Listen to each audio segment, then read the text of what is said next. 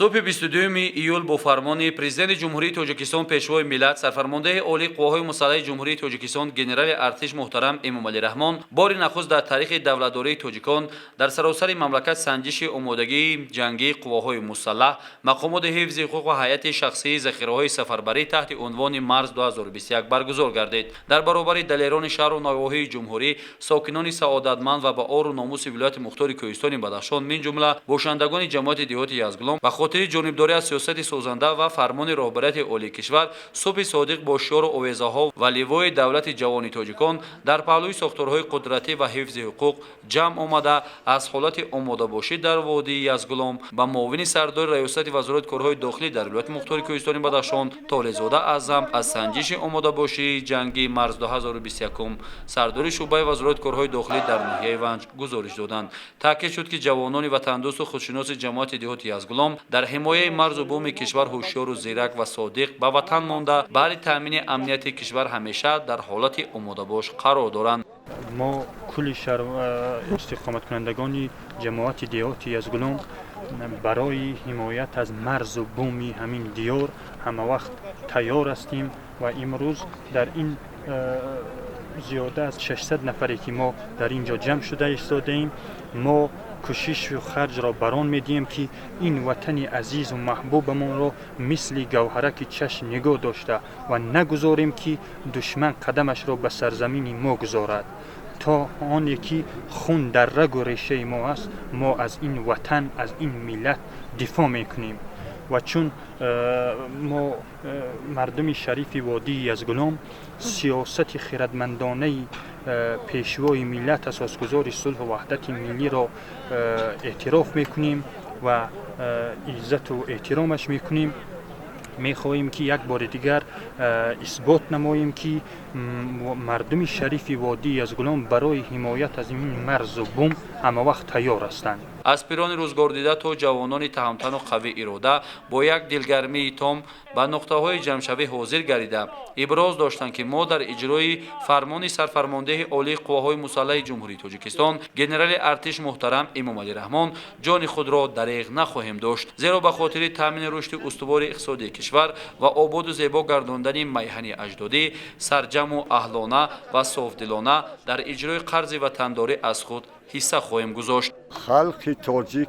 در طول سالهای طولانی تحریک و تمدن بزرگ خود را دارد که پیش برد همه کارها پرزیدنتمان امامعلی رحمان و پیشوای ملت اساسگزار صلح و وحدت ملی وای کمر بسته دولت صاحب استقلال خودمختار ما را به درجه بلند زندگی رساند و او تمام قوتش را برای حمایت دولت و ملت صرف می‌کند. ما باشیم جوانان جماعت یزگلام حرکت میکنیم که گفته ها و محنت های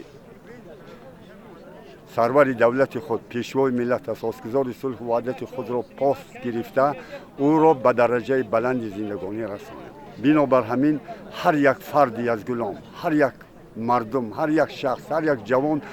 سپری از او هستند در کجایی که نباشد. بنابر همین برای او بردباری های زندگی تمنا میکنم. مسئولین ریاست وزارت کارهای داخلی در ولایت از وضع متشنج دولت با ما همجوار و دوست و همزبان و هممرز جمهوری اسلامی افغانستان که زیر تاثیر گروه‌های جنایت‌پیشه قرار دارد معلومات داده تاکید داشتند که در چنین وضع مرکب از هر یک ما زیرکی سیاسی و دوست داشتن هر پارچه خاک این دیار تقاضا می شود. امروز که در همه دولت‌ها دیده ایستاده ایم که تهدیدها اکستریمیسم تروریسم پیشرفته ایستاده است. ما مردم جماعت دهات یزگلام که آسایشته هستیم در تینجی و امانی و آسایشتگی قرار داریم نمیخواهیم و نمیگذاریم مخصوص ما جوانان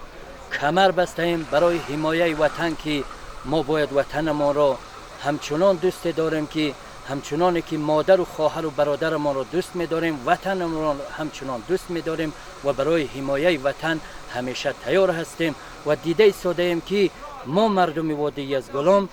همیشه برای حفظ و بوم وطن آماده ایم و مخصوص برای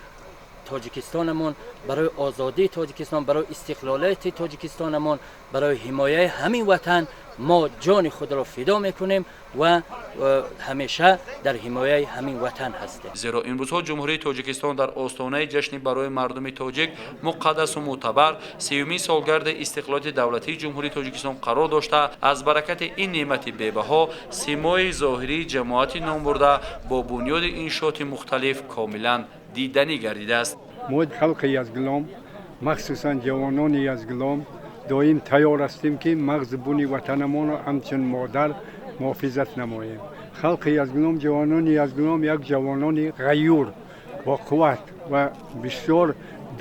دلیر هستند. ما دائم تیاریم که هر دشمنی که به وطن ما یگان خیانت رسانند، ما تیاریم که به مقابل او مبارزه بریم. دائم متحد هستیم که ما شبانه روز محنت جناب عالی را که شبانه روز زحمت میکشد و من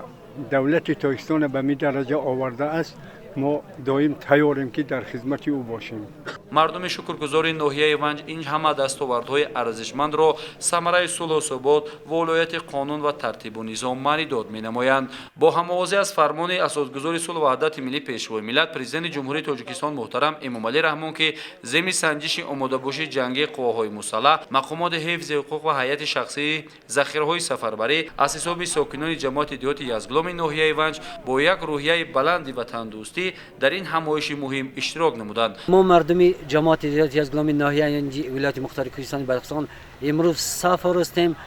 زیاده از 600 نفر برای محافظت حفظ بوم وطن خویش ما در آماده ایم و نمیگذارم که پای قدم یک دشمن ناپلیدی که مقصد وارد شدن اگر داشته باشد، ما نمیگذارم که به خاک جمهوری تاجیکستان که در این 30 سالگی استقلالیت در تینجی و امانی زندگی داریم آسوده نمیمانیم که هیچ یک دشمن به خاک ما وارد شود. و کسانی که ما را میشنوند باید بفهمند که نه تنها جماعت دیهاتی یزگلام ناحیه ونج ولایت مختار کوهستان بدخشانی، تمام مردم جمهوری تاجیکستان آماده هستند که وطن مادر را با جان و دل حمایت کنند و نگذارند که هیچ یک دشمن به خاک آسایشته جمهوری تاجیکستان ما قدم رنج فرمایند. و ما مینتداری خود را پیش از همه به اساسگذار صلح و وحدت ملی پیشوای معظم ملت جناب عالی محترم امامعلی رحمان میگذاریم که این گونه پیشروی هایی که در جماعت دیهاتی یزگلام شده است و شده ایستاده است، ما سیاستی پیش گرفته خیرمندای جناب عالی را زیر نقشه خود قرار گرفتیم و در پهلوی جناب عالی محافظت حفظ بوم وطن آماده ایم. راهاندازی شدن سنجش آماده‌باش جنگی مرز 2021 بار دیگر ساکنان مملکت را وادار بران می‌سازد که در حفظ آرامی کشور و آسودگی تاجیکستان عزیز در همه حالت سرجم و اتفاق بودن خود را فراموش نسازند. و سرفرمانده عالی قواهای مسلح جمهوری تاجیکستان و پیشوای معظم ملت پرزیدنت جمهوری تاجیکستان محترم امامعلی رحمان شرف! محض همین است که از حساب هیئت شخصی ذخیره‌های سفربری بیش از 600 نفر در سنجش آماده‌باش جنگی مرز 2021 در جماعت دیهاتی یزگلام ناحیه ونج ولایت مختار کوهستان بدخشان فعالانه اشتراک کردند. این همه جانفدایی‌ها به خاطر دستگیری و پشتیبانی از سیاست رهبریت دولت به مردم مهنت قرین و پهلوانخیز یزگلام شهادت می‌دهد.